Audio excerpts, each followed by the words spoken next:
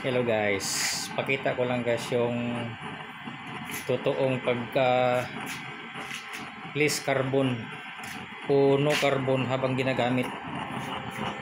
Yan siya oh. Naka flashlight yung cellphone natin, kaya ganito ang itsura ng video natin na maliwanag. Ayan oh.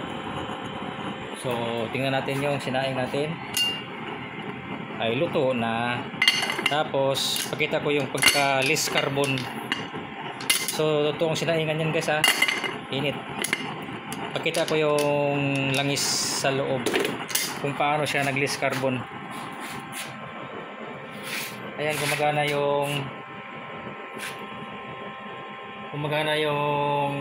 oil level regulator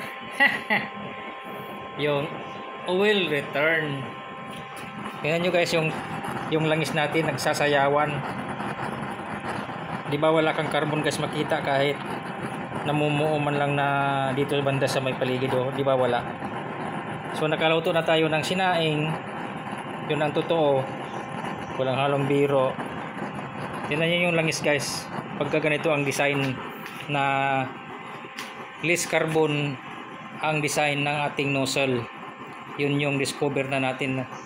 May ano na rin, nakita ko may gumagaya na rin. Pag masilip ko lang yun guys yung nozzle, alam ko na yun na less carbon. Alam ko na, dahil pagka malayo ang distansya ng first layer, less carbon na yun. So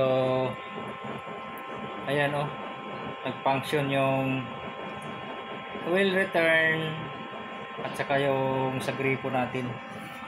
O ulit, yan yung talagang katotohanan guys, walang carbon yan oh. In mode yan guys, in mode. Wala kang makitang apoy halos oh. Pinaka in mode yan, dahil nagsaing nga tayo.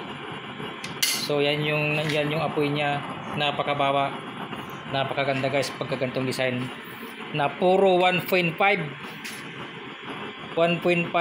na lang ang mga butas niya. So napakaganda pala pagka ganun ang sisit up mo ng mga butas para sa ganito lang nakalaking burner, na ganito lang ka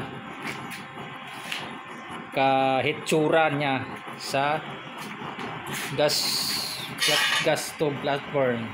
So akma lang yung sa kanya yung apoy, hindi sobrang lakas. So yan yung in mode na pinakita ko. Pag pinalakasan din, lalakas siya konti, pero wala na siyang bubulwakan. Kasing laki lang talaga ng apoy ng gasol. So ito na guys, i-maintain natin yung pang household na design. So hanggang dito na lang po. Napakita natin na walang carbon. Ayan oh, nakabulusok yung pan natin. Oil in